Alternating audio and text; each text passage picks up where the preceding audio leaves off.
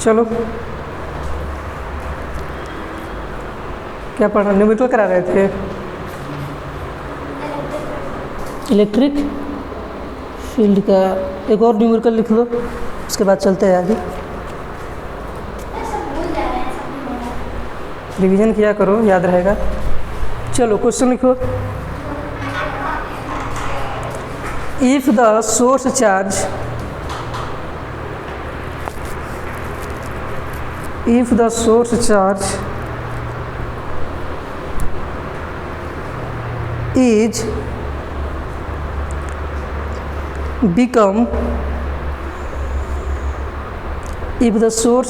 is become twice of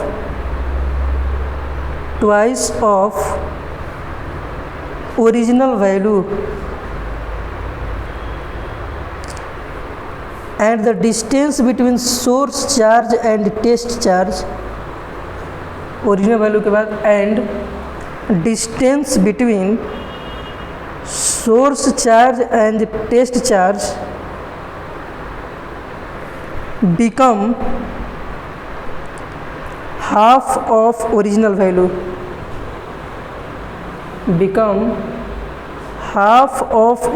value, comma, then what is new electric force?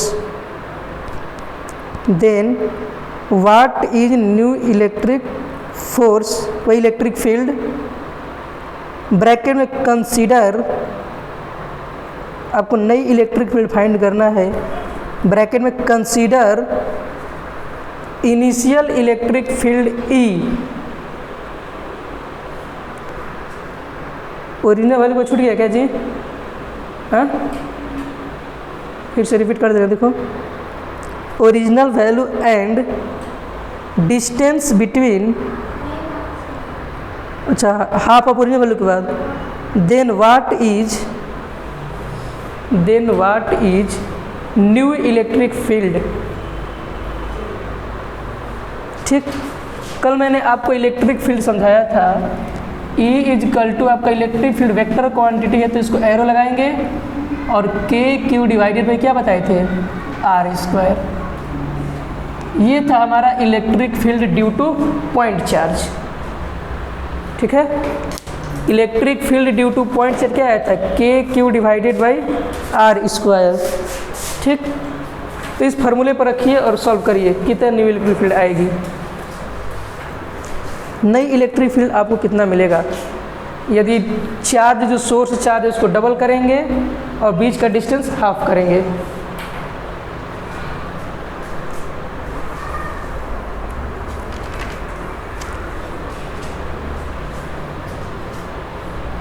आ रहा है question समझ में? चलो पुट करो और सॉल्व करो उसको।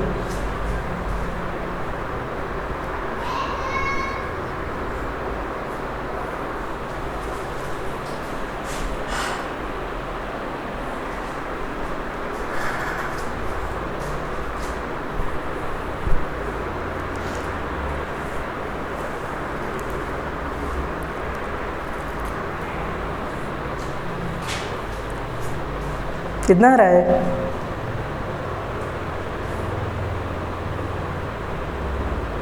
Q के जगह पर रखो, सोर्स चार्ज को डबल करो, E डैश मानो,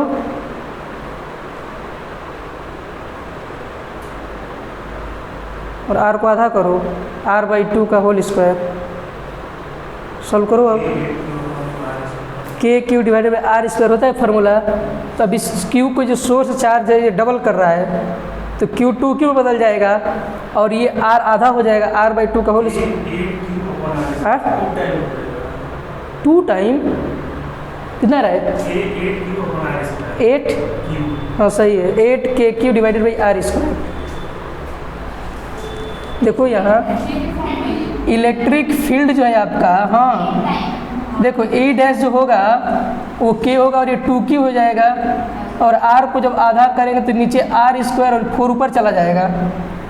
आ रही बात समझ में? R/2 का होल स्क्वायर, R² 4 नीचे रहेगा ना, ये ऊपर चला जाएगा, तो ये आपका E डैश हो जाएगा 8KQ डिवाइडेड बाई R², और इस चीज़ को मैंने क्या माना है? E, तो जो ई डैश है वो 8 टाइम्स हो जाएगा न्यू इलेक्ट्रिक, अरे सो पुरानी इलेक्ट्रिक फील्ड का। जो ओरिजिनल इलेक्ट्रिक फील्ड है ई माने इनिशियली, उसका 8 गुना हो जाएगा कौन, नई वाली इलेक्ट्रिक फील्ड। आया क्लियर समझ में? चलिए इस तरीके से आपको क्वेश्चन इलेक्ट्रिक फील्ड का पूछेगा। अब हेडिंग डालिए properties of electric field lines. अगली हेडिंग डालिए इलेक्ट्रिक फील्ड लाइंस। हाँ नई टॉपिक है electric field lines. Electric field lines या इसी को बोलते हैं electric force, electric line of force.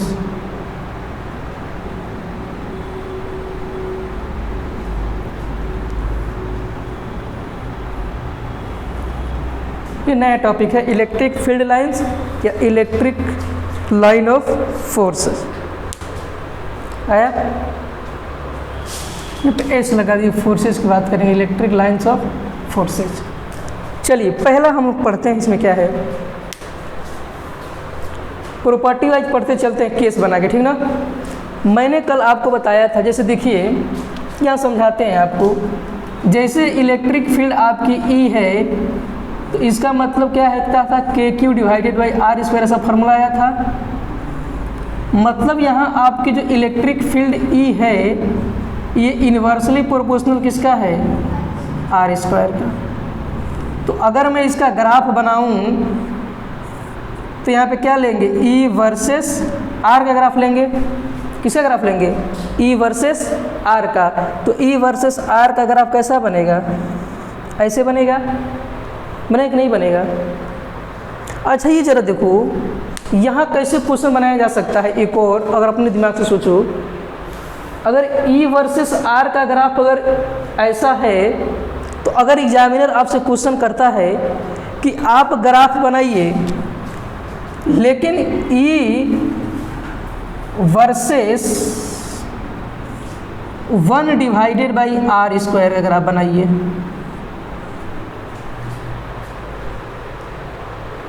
ये तो आप ई वर्सेस आर का ग्राफ बनाए थे जब सेपरेशन आप क्या कर रहे थे, बढ़ा रहे थे, तो इलेक्ट्रिक फील्ड क्या हो रहा था, घट रहा था। देखो जैसे जैसे आर की वैल्यू बढ़ रही, इलेक्ट्रिक फील्ड क्या होता जा रहा है, घटता जा रहा है।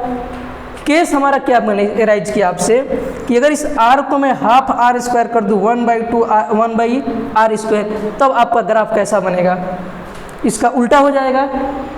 ये ग्राफ इन्वर्सली का है ना, तो इसका भी उल्टा करेंगे तो ग्राफ डायरेक्ट जाएगा आपका कहाँ से, ओरिजिन से ऐसे पास करेगा। कैसा लगा, अच्छा है क्वेश्चन। तो आपसे क्वेश्चन एराइज कर सकता है कि E versus 1 upon R square graph कहाँ से बनेगा। ये तो आर का ना ग्राफ था जी, समझ रहे बात, और ये 1 अपन आर स्क्वायर ग्राफ है तो कहाँ से जाएगा आपका, स्ट्रेट जाएगा। इसको बना लीजिएगा नोट पॉइंट में, कहीं अगर होगा तो स्पेस खाली है पीछे ना, बना लो फेयर पे, फिर नोट कर लेना अच्छे से। अभी तुरंत दिमाग में आया तो बता दिए हैं।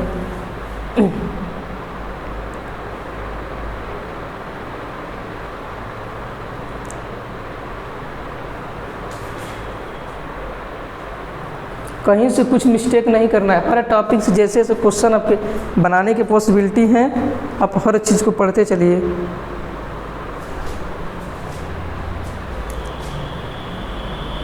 हो गया,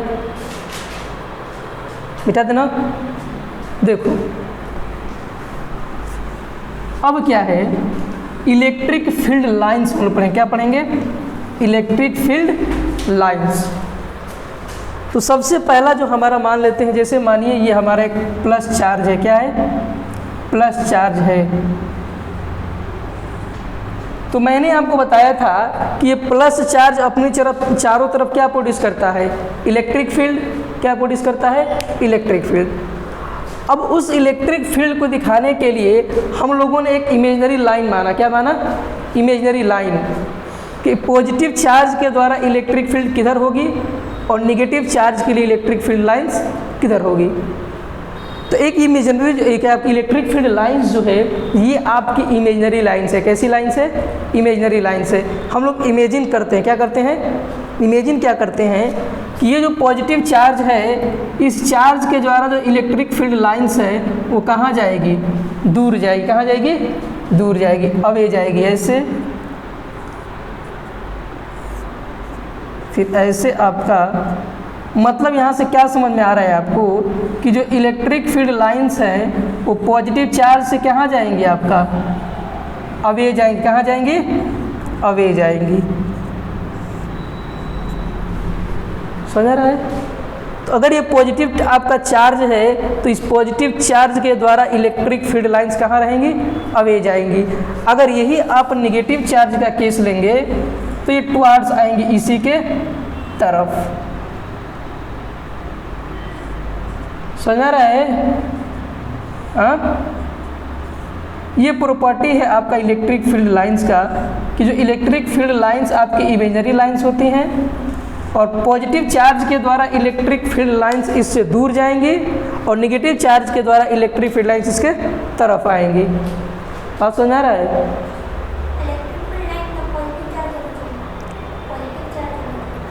इलेक्ट्रिक फील्ड लाइंस ये देखा गया कि इमेजिनरी लाइंस है, ये आपका रियल लाइन नहीं है।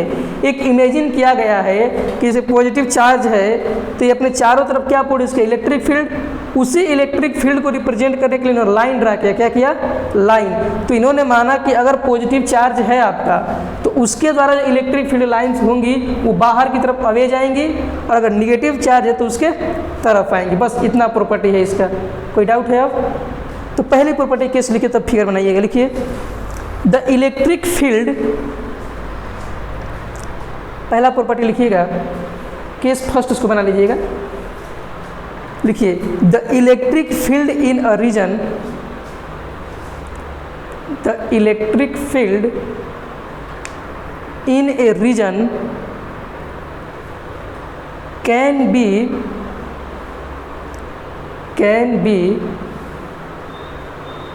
graphically represented by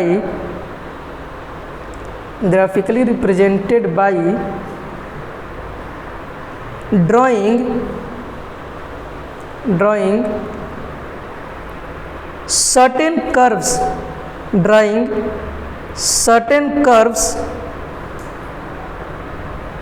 known as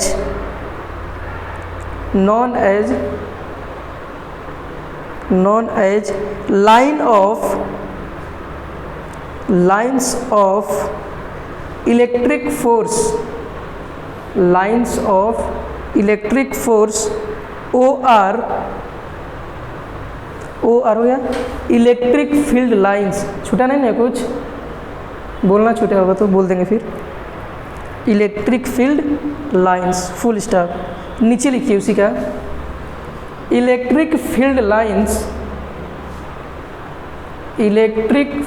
lines are imaginary in nature.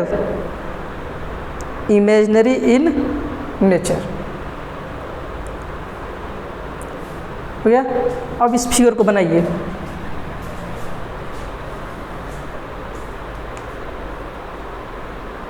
तो पॉजिटिव से कहाँ दिखाएंगे कर्व को? अवे, और नेगेटिव कहाँ दिखाएंगे? टुवार्ड्स।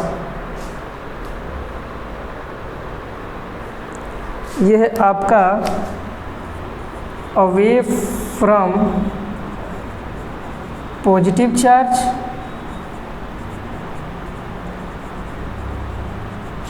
और ये वाला है आपका टुवार्ड्स नेगेटिव चार्ज।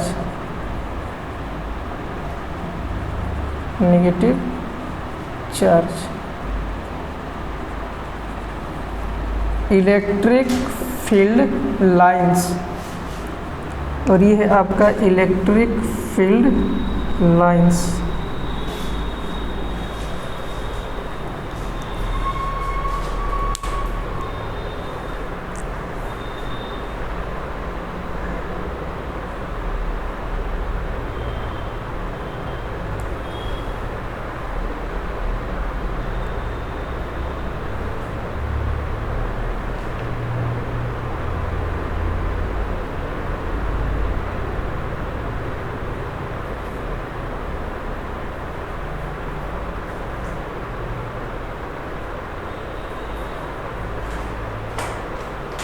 हो गया।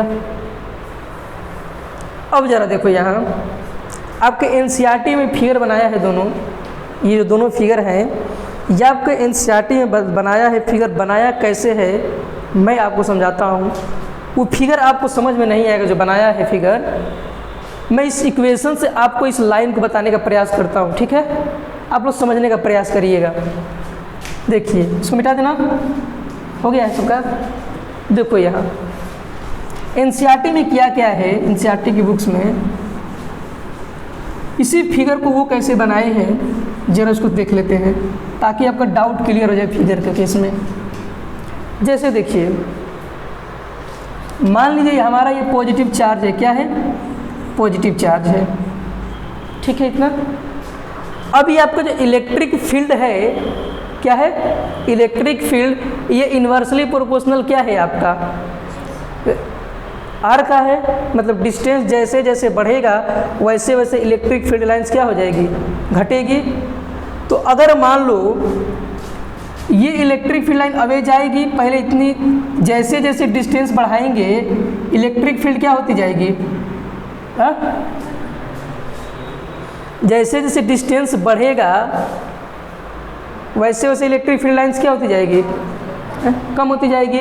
तो अगर मान लो इनिशियली इलेक्ट्रिक फील्ड लाइन ऐसे है, ठीक, और फिर आगे जाएगी तो कैसे हो जाएगी आपका?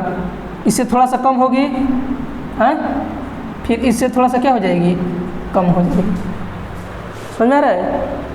जैसे जैसे आर की वैल्यू बढ़ाते जा रहे हैं इलेक्ट्रिक फील्ड लाइंस की वैल्यू क्या होती जा रही है? कम होती जा रही है। तो समझ में आया? आ गया?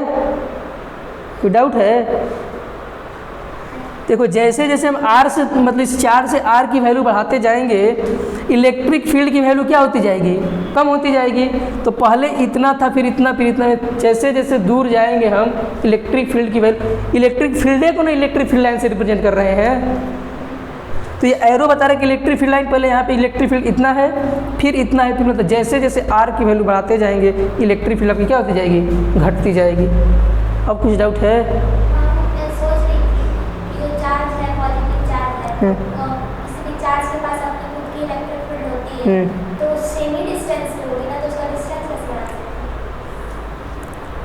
देखो ये जो पॉजिटिव चार्ज है बोल रही है यहाँ पे, अगर यहाँ पे टेस्ट चार्ज है, क्या है? टेस्ट चार्ज है, ये नहीं बोल रही हो? हाँ ठीक। अच्छा मान लो यही इलेक्ट्रिक फील्ड हम प्रोड्यूस कर देते हैं, यहाँ पे कर दिए। अब जब यहाँ पे देखा जाए तो इलेक्ट्रिक फील्ड यहाँ पे कुछ ऐसे है, यहाँ पे कुछ आपका कम है, इससे भी कम है, इससे भी कम है, सबसे कम कहाँ हो जाएगी? यहाँ पे हो जाएगी।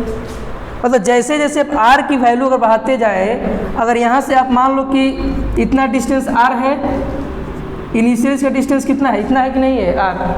तो सबसे पहले एरो आपकी कौन सी रही होगी? ऐसे एरो रही होगी, ठीक। अब जैसे ही आप आर की वैल्यू को बढ़ाएंगी तो इलेक्ट्रिक फील्ड कम हो जाएगा और इस टेस्ट चार्ज में फोर्स की वैल्यू भी क्या हो जाएगी? कम लगेगी, क्योंकि अब इसके रीजन में नहीं है वो। तो जब इसके रीजन में है ही नहीं तो इस पर कोई फोर्स रहेगा नहीं। तो इसका मतलब है कि यहाँ पे इलेक्ट्रिक फील्ड का फोर्स क्या हो गया? कम हो गया, तभी ना इस पर फोर्स नहीं लग रहा है। और जैसे ही ये पास में आएगा आर की वैल्यू घटाएंगे तुरंत इस पर फोर्स लगेगा, यानी इलेक्ट्रिक फील्ड की वैल्यू क्या हो जाएगी? बढ़ जाएगी। आया बात समझ में अब? तो एरो दिखा रहा है कि इलेक्ट्रिक फील्ड आपकी इनिशियली ये थी और जैसे ही मैंने आर की वैल्यू को बढ़ाया मान लो ऐसे कम हो गई, फिर इलेक्ट्रिक फील्ड ऐसे कम हो गई, फिर ऐसे कम होती गई। आया समझ में? और कोई डाउट? इनिशियली यही था ना इसका इलेक्ट्रिक फील्ड का पहले। अब फिर आर की वैल्यू जब हमने बढ़ाने का प्रयास किया तो देखा तो इलेक्ट्रिक फील्ड क्या हो गया? कम होने लगा। अब ये चार्ज आज़ाद हो गया, इस पर कोई फोर्स नहीं लग रहा है। पहले ही ना बताए थे कि जैसे इसके फील्ड में एंट्री करेगा इस पर फोर्स लगेगा, मतलब इलेक्ट्रिक फील्ड इस पर क्या लगाएगी? फोर्स। अब जैसे ही दूर जाएंगे इलेक्ट्रिक फील्ड क्या होने लगेगा? फोर्स कम होने लगेगा। क्लियर है? चलो, तो यही बता रहे थे हम कि अगर मान लीजिए पॉजिटिव चार्ज है आपका, पॉजिटिव चार्ज के केस में आप इसको ऐसे भी बना सकते हैं, डिस्टेंस को क्या करते जाएंगे? कम करते जाएंगे इसकी लेंथ को, ठीक। अब ऐसे निगेटिव जब आएगा तो डिस्टेंस जैसे जैसे कम होगा वैसे उसकी वैल्यू एरो क्या होती जाएगी, बढ़ती जाएगी। क्या होती जाएगी, बढ़ती जाएगी। तो खैर ये समझाने का मेरा वो था कि एनसीईआरटी पढ़ेंगे आप लोग तो वही फिगर बनाया है इसमें, ठीक ना, समझ आ गया। अब देखिए दूसरी प्रॉपर्टी क्या है। पहली प्रॉपर्टी समझ आ गई कि पॉजिटिव चार्ज के द्वारा इलेक्ट्रिक फील्ड लाइंस अवे जाएंगे और नेगेटिव चार्ज के तरफ जाएंगी, ठीक है। अब देखिए क्वेश्चन क्या पूछता है आपसे कि जैसे मान लीजिए ये हमारे पास ये पॉजिटिव चार्ज है और ये हमारे पास एक क्या है, नेगेटिव चार्ज है, और इन दोनों को मैं किसी एक सिस्टम में रख देता हूँ ऐसे, ठीक। पॉजिटिव और नेगेटिव चार्ज किसी एक सिस्टम में मैंने इसे क्या कर दिया, रख दिया। तो पॉजिटिव चार्ज के द्वारा आपकी इलेक्ट्रिक फील्ड लाइन कहाँ जाएंगी, ऐसे जाएंगी। अब यहाँ सवाल उठता है ये कि ये इलेक्ट्रिक फील्ड लाइन स्ट्रेट भी हो सकती है और आपकी कर्व भी हो सकती है, ठीक है। तो इलेक्ट्रिक फील्ड लाइन आपका स्ट्रेट ड्रा करिए फिर इसको कर्व ड्रा करिए, दोनों बात वही है। तो यहाँ से आपको देखिए इलेक्ट्रिक फील्ड लाइन यहाँ से अवे जाएगी, यहाँ से अवे जाएगी, यहाँ से, फिर यहाँ से ऐसे, फिर यहाँ ऐसे, फिर ऐसे। मतलब आपकी इलेक्ट्रिक फील्ड लाइंस जो है पॉजिटिव से क्या होंगी, निकलेंगी, और यही पॉजिटिव से निकल के ये लाइन सीधा आपकी कहाँ जाएंगी, निगेटिव के तरफ, क्योंकि दोनों एक सिस्टम में हैं। तो यहाँ से अब निकलेगा ये वाला तो कहाँ जाएगा आपका, निगेटिव में। बात समझ आ रही है जी। यहाँ से भी कुछ ऐसे आएंगी, यहाँ से कुछ ऐसे, यहाँ से कुछ ऐसे जाएंगी, यहाँ से कुछ ऐसे, और यहाँ से कुछ ऐसे। आ रही बात समझ में। तो आपका मैंने ये क्या किया कि इससे ये समझ में आया कि आपका इलेक्ट्रिक फील्ड लाइंस जो है पॉजिटिव से निकलता है और जाता कहाँ है, निगेटिव की तरफ। कहाँ जाता है जी, निगेटिव की तरफ।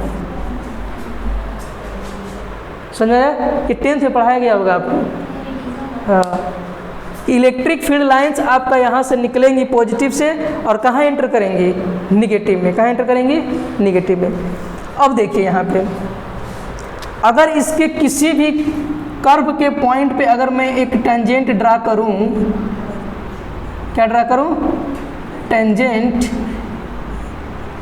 तो ये टेंजेंट क्या बताता है उस पॉइंट का, direction of electric field at that point. इस पॉइंट पे इस इलेक्ट्रिक फील्ड का क्या बता रहा है, डायरेक्शन। क्या बता रहा है, डायरेक्शन। तो अगर आप इलेक्ट्रिक फील्ड लाइंस पे टेंजेंट ड्रा करते हैं तो वो टेंजेंट आपको उसी पॉइंट का क्या बताता है, डायरेक्शन बताता है कि इस पॉइंट पे इलेक्ट्रिक फील्ड लाइन का डायरेक्शन ये है, because electric field is vector quantity. तो इसका डायरेक्शन बताना जरूरी है। अब देखिए क्वेश्चन क्या पूछता है आपसे, क्या एक ही पॉइंट पे दो इलेक्ट्रिक फील्ड लाइन पॉसिबल है, क्योंकि एक पॉइंट पे सिर्फ आप एक ही टेंजेंट ड्रा कर सकते हैं। मैथ में पढ़ाया गया होगा आपको कि एक पॉइंट से सिर्फ और सिर्फ एक ही टेंजेंट ड्रा कर सकते हैं। तो इसलिए आपका ये एक ही पॉइंट पे दो इलेक्ट्रिक फील्ड लाइन पॉसिबल नहीं होगी। अब क्वेश्चन कैसे पूछेगा कि एक ही पॉइंट पे दो इलेक्ट्रिक फील्ड लाइन पॉसिबल नहीं है तो क्या ये दोनों लाइन एक दूसरे को इंटरसेक्ट करेंगी। सवाल मैंने क्या किया कि अगर एक ही पॉइंट पे, सवाल समझो, अगर एक ही पॉइंट पे दो इलेक्ट्रिक फील्ड पॉसिबल हो गए, दो इलेक्ट्रिक फील्ड पॉसिबल हो गए, तो क्या वहाँ पे बताइए कि दो लाइन इंटरसेक्ट कर रही हैं कि नहीं कर रही हैं, कर रही हैं। जब ये दो इलेक्ट्रिक फील्ड लाइन आपका अगर ये प्लस ले लें और ये क्या ले लें माइनस, और यहाँ से ऐसे और एक ऐसे निकाल दें, तो इस पॉइंट पे इसका इलेक्ट्रिक फील्ड ये और इसका इलेक्ट्रिक फील्ड ये, मतलब एक ही पॉइंट पे दो इलेक्ट्रिक फील्ड पॉसिबल नहीं। क्यों नहीं पॉसिबल है, क्योंकि दोनों कर्व एक दूसरे को इंटरसेक्ट कर रही हैं, कर रही हैं दोनों इंटरसेक्ट। तो अगर इंटरसेक्ट कर रही हैं तो इलेक्ट्रिक फील्ड दो पॉइंट पे पॉसिबल हो सकता है, नहीं हो गया दो पॉसिबल। नहीं होने का मतलब है कि दोनों इंटरसेक्ट नहीं कर रही हैं। अगर दो पॉइंट पॉसिबल है मतलब कि दो कर्व एक दूसरे को इंटरसेक्ट कर रहे हैं। आई बात समझ में। चलिए दूसरा प्रॉपर्टी लिखिए, टेंजेंट नहीं हो सकता। अगर की तो दो इलेक्ट्रिक फील्ड पॉसिबल है, अगर नहीं की तो पॉसिबल नहीं है। ये पॉसिबल तभी होगा जब दो लाइन एक दूसरे को इंटरसेक्ट करेंगे, तभी तो इलेक्ट्रिक फील्ड पॉसिबल होगा। कौन वाला? नहीं करती हैं, इंटरसेक्ट नहीं करती हैं, प्रॉपर्टी है नहीं करती हैं, क्योंकि एक ही पॉइंट पे दो इलेक्ट्रिक फील्ड पॉसिबल नहीं है, तो इसलिए दो इलेक्ट्रिक फील्ड लाइन इंटरसेक्ट नहीं करती हैं। अगर कर गई तो ऐसी प्रॉपर्टी पॉसिबल नहीं है, क्योंकि दो इलेक्ट्रिक फील्ड अराइज हो जा रहा है। ठीक है, चलो कि 10th का क्लास ले रहे थे उसमें भी यही डाउट था कि करेंगे कि नहीं करेंगे। तो मैं क्या कर रहा था वहाँ पे कि मैं बता रहा था कि नहीं करेंगे, उसका रीज़न यही दे रहा था। तो वो परेशान की थी लोग कि मतलब होगा कि नहीं होगा, जो तुम्हारा क्वेश्चन था यही। तो दो इंटरसेक्ट नहीं कर सकती, अगर करेंगी तो कंडीशन ये है, इसीलिए नहीं करेंगे। हाँ, इसके ना एक्सप्लेन किए ये कि दो इंटरसेक्ट नहीं कर सकती हैं, बस अगर करेंगी तो ये पॉसिबल है, इसलिए नहीं होता इंटरसेक्ट। आई बस समझ में? तो लिखिए tangent on electric field lines, tangent on electric field lines at any point gives the direction of electric field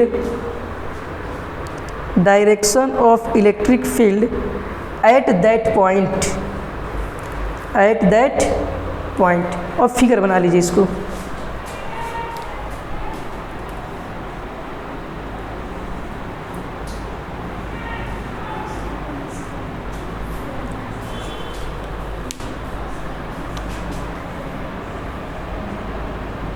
figure बना लो।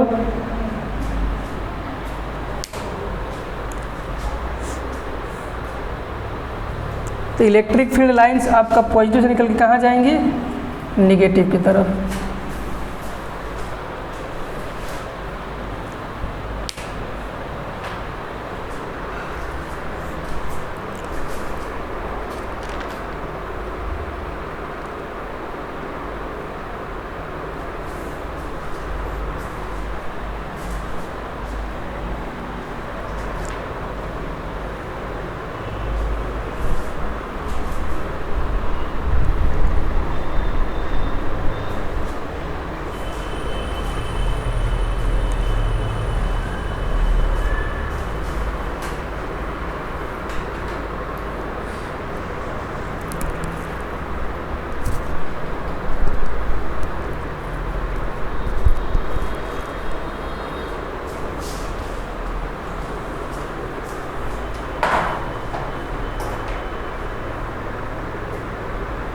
आज फंक्शन चालू हुआ है मैथ में।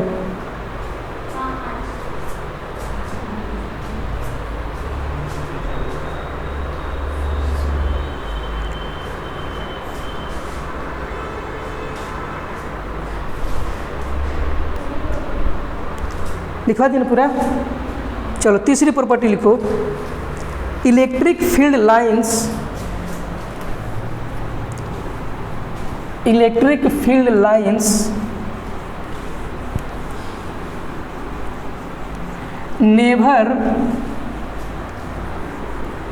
never crosses each other। ये प्लस है, ये माइनस है। ये दो इलेक्ट्रिक फील्ड लाइन जो हैं ये कभी एक दूसरे को इंटरसेक्ट नहीं कर सकती है, क्योंकि इसका इलेक्ट्रिक फील्ड यहाँ आ जाएगा और इसका इलेक्ट्रिक फील्ड यहाँ आ जाएगा, और एक ही पॉइंट पे दो इलेक्ट्रिक फील्ड पॉसिबल नहीं है, इसलिए आपके दो इलेक्ट्रिक फील्ड लाइन कभी एक दूसरे को इंटरसेक्ट नहीं करती हैं। फिगर बनाइए फिर लिखवा दे रहा है। तीसरा प्रॉपर्टी है ना ये।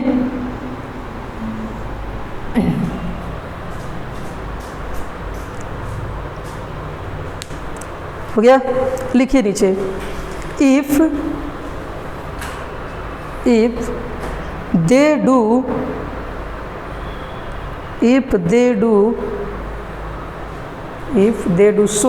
so then there will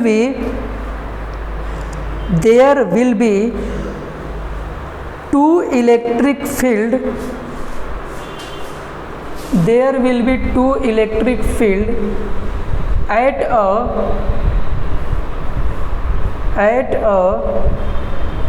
same point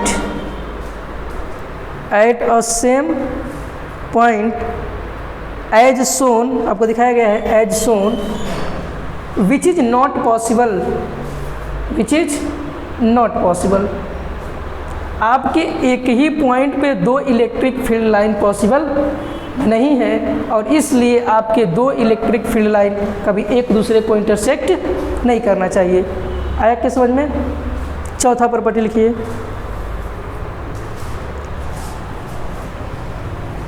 मिटा दे इसको ना।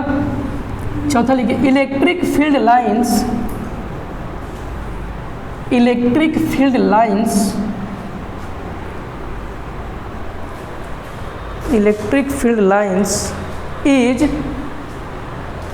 is directly proportional to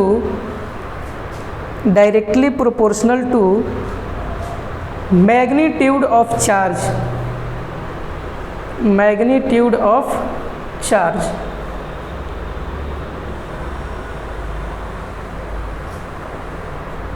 जितना ज़्यादा चार्ज होगा उतनी ज़्यादा इलेक्ट्रिक फील्ड लाइंस होंगी। समझ आ रही बात? मतलब जितना आपका मोर चार्ज होगा उतना ही आपका क्या होगा, मोर इलेक्ट्रिक फील्ड लाइंस होंगी, मोर इलेक्ट्रिक फील्ड लाइंस। और यहाँ पे आपका जो इलेक्ट्रिक फील्ड लाइंस है ये डायरेक्टली प्रोपोर्शनल होता है मैग्नीट्यूड ऑफ चार्ज के। जितना ज़्यादा चार्ज उतनी ज़्यादा इलेक्ट्रिक फील्ड लाइंस।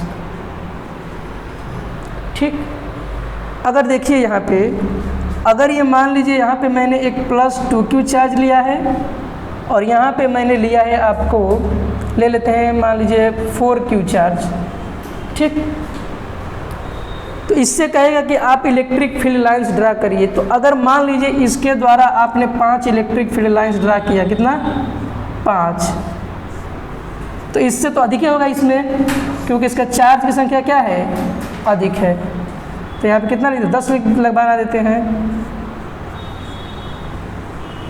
ठीक, 1 2 3 4 5 6 7 8 9 हो गया और इधर आपके 10 हो। ठीक, तो जितना जिसका चार्ज अधिक होगा उस पर इलेक्ट्रिक फील्ड लाइन्स की संख्या क्या हो जाएगी, अधिक हो जाएगी। तो चार्ज की संख्या अधिक तो इलेक्ट्रिक फील्ड लाइन्स की संख्या भी क्या होगी, अधिक होगी।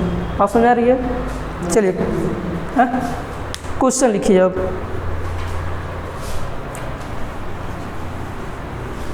फिगर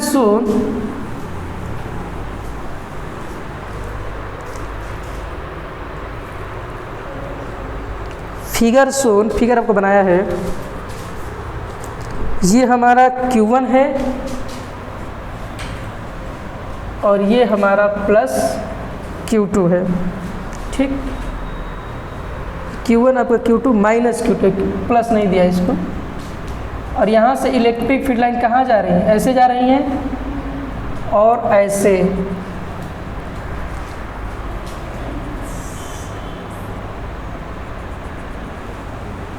और यहाँ आपको ऐसे बनाया है फिगर बनाते चलिए। फिगर ऐसे है, आपको दिया figure shown the electric field lines, figure shown the electric field lines between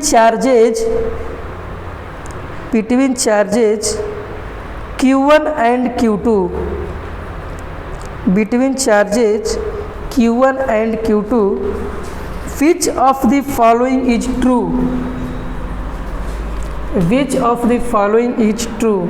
पहला ऑप्शन है Q1 आपका है पॉजिटिव, Q2 आपका है negative, and magnitude of Q1 divided by magnitude of Q2 is equal to 2/1। पहला ऑप्शन है। दूसरा option आपको दिया है Q1 positive, Q2 negative and mod बंद कर दोस्तों। हाँ पढ़ते थे जी वहाँ पे भी। Q1 डिवाइडेड, माइंडसेट इतना तेज नहीं ना था बिल्डअप वहाँ भी। जैसे आप स्टूडेंट हो जिसमें वहाँ पर सर नहीं, वहाँ पर भैया थे। भैया भी कहाँ थे, स्टूडेंट थे। Q1 की वैल्यू है माइनस नेगेटिव और Q2 की वैल्यू है plus and mod Q1 divided by mod Q2। कैमरे में आ रहा है ना ये?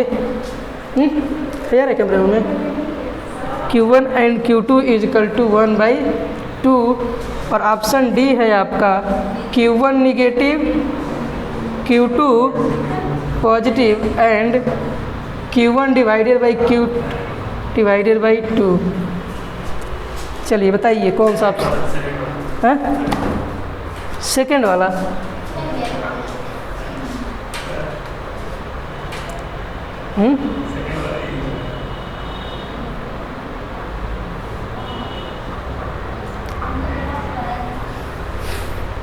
कौन सा ऑप्शन होगा? कैसे?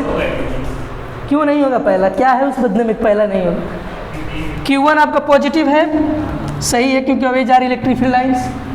Q2 निगेटिव है क्योंकि इसके तरफ जा रही है। तो इसके पास 4 इलेक्ट्रिक फील्ड है और इसके पास कोई इलेक्ट्रिक फील्ड लाइन, मतलब इससे कम होगा, यहाँ पे कम होगा ना। ये आपको वैल्यू नहीं दिया है, बस ये आपको भुलवाने के लिए दे दिया है। अगर Q2 आपके 2 मान ले, Q2 वैल्यू 2 है तो ये सही होगा कि नहीं होगा? क्योंकि इसके पास इलेक्ट्रिक फील्ड लाइन की संख्या क्या है? ज़्यादा है। तो इसका मैग्नीट्यूड Q1 का मैग्नीट्यूड Q2 से अधिक है कि नहीं है? इतना। इसमें देखिए, इसमें क्या दिया है कि Q1 की मैग्नीट्यूड जो इसमें Q2 बड़ा कर दिया है, ये तो आपका सरासर गलत है। तीसरे वाले में क्या कि Q1 की फिर वही केस रखा है, तो फिर ये भी आपका सरासर गलत है। और Q1 और Q2/1, Q1 का वैल्यू क्या रखा है आपका 2, यानी कि 2/1, लेकिन गलत क्या कर दिया है, फिर निगेटिव रख दिया है Q1 को। Q1 आपका क्या होना चाहिए? ये आपका ऑप्शन ए वाला सही होगा। बात समझ आ रही है? ये इसलिए सही नहीं होगा क्योंकि इसका मैग्नीट्यूड Q1 का मैग्नीट्यूड क्या कर दे रहा है, यहाँ पे कम कर दे रहा है, जबकि मैग्नीट्यूड क्या है यहाँ पे अधिक है, क्योंकि ऐसे इलेक्ट्रिक फील्ड लाइंस क्या हो रही हैं, अधिक क्रॉस कर रही हैं। डाउट है कहीं? कहाँ? 8 कहाँ 8 है? माइनस की तरफ जा रही है। देखो ये जो Q1 पॉजिटिव है ना, तो यहाँ से आपकी इलेक्ट्रिक फील्ड लाइन बाहर जा रही है, तो मतलब Q1 आपका पॉजिटिव है, Q2 के तरफ जा रही है, तेरी Q2 आपका कैसा होगा? निगेटिव होगा। अब सवाल उठे कि यहाँ से इलेक्ट्रिक फील्ड लाइन की संख्या कितनी जा रही है? 4 निकल रही हैं, और यहाँ से आपकी जा कितनी रही है? यहाँ पे आपकी टोटल देखो, यहाँ से निकली हैं 1 2 3 4 5 6 7 8 निकली हैं, लेकिन पहुँच कितना रही है सिर्फ इसके यहाँ? 4। तो 8/4 कितना आ जाएगा? 2/1 नहीं आएगा? अच्छा तो 9 निकली होंगी आपसे, यहाँ अधिक निकली होगी, 10 निकला होगा। 10 निकला है ना? 1 2 3 4 5 6 7 8 9 तो निकला है। हाँ 5 पहुँचा है, तो कितना इसका हो जाएगा? 2/1, यानी Q1 क्या है आपका? कम है। आए क्या समझ में? ऐसे क्वेश्चन आपको बनाया जा सकता है एग्जाम में। तो आज के लिए इतना ही रहने देते हैं। 9th वाले बच्चे आ गए हैं, कल क्लास लेंगे आप लोगों का, ठीक ना?